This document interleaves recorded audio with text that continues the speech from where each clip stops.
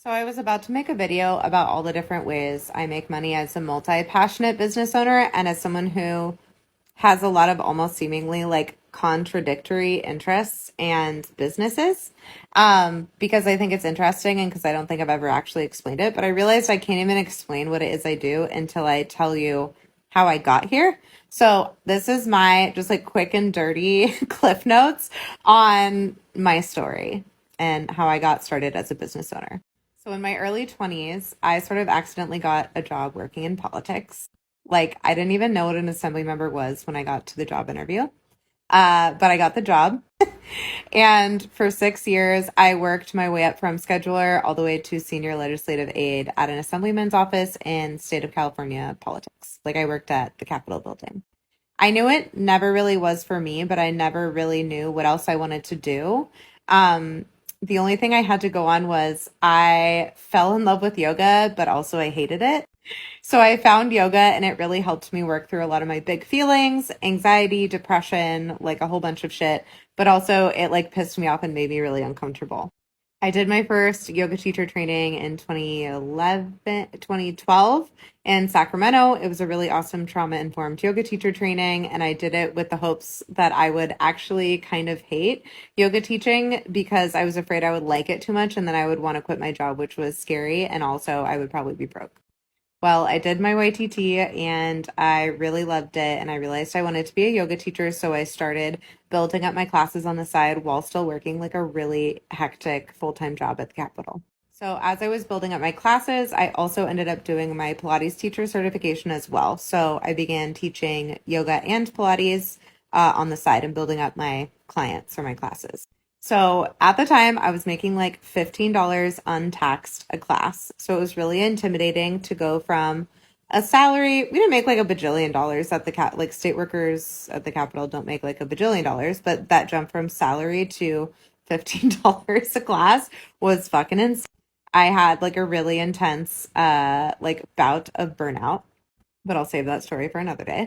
So, anyways, I got up the friggin' cojones to quit the Capitol. I was teaching like 30 classes at the time, in addition to working full time at the Capitol, and I finally quit.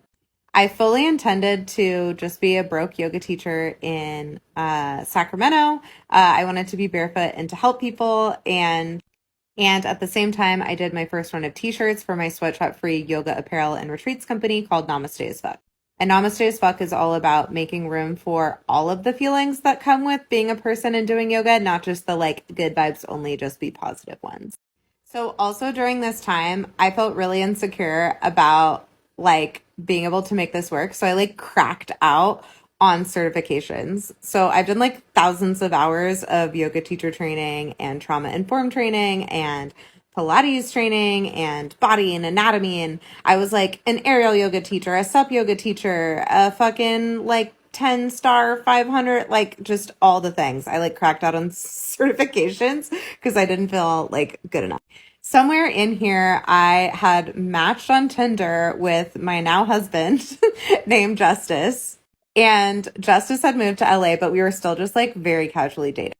So he was like, I was still visiting him in LA. And through visiting him in LA, I met a really amazing healer named Stacey Matulis. And she was like, I really like your energy. Can I train you to do the healing work that I do? So body work, intuitive work, energy work, all sorts of just a bunch of really cool witchy stuff and that I could take on an overflow for clients once I was done. So I was like, okay, cool. So instead of staying in Sacramento where I had this plan and I had made up like all this, I don't know, clients or like this life I thought I was going to have, I threw all my shit in my car, but my dog in my car, everything fit into my little Honda Accord, like rickety Honda Accord. And I drove down to LA to start training with Stacy, trained with her for like a year and started taking on healing clients. While I was doing that, I was shipping shirts from out from under my bed. I planned my first retreat and I would use sort of like every round of shirts I would sell, I'd use that to buy twice as many shirts the next time.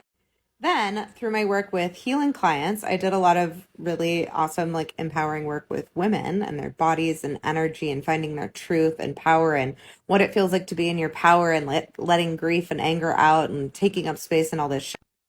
One day in 1 week, like six of my clients, like every single one of my clients realized they wanted to start their own business. So I was like, I know how to do that. So we started to step into healing work through the lens of building your business, or vice versa, building a business through the lens of healing. And that is how I became a business coach.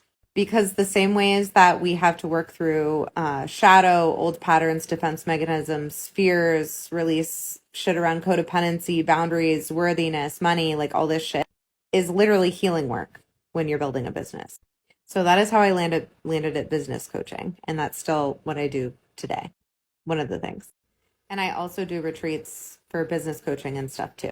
So I'll do the kind of zoom out on all of the shit that I do, or all the different ways, the kind of different prongs of my business. But I feel like I had to give that sort of precursor so you understand what I'm talking about.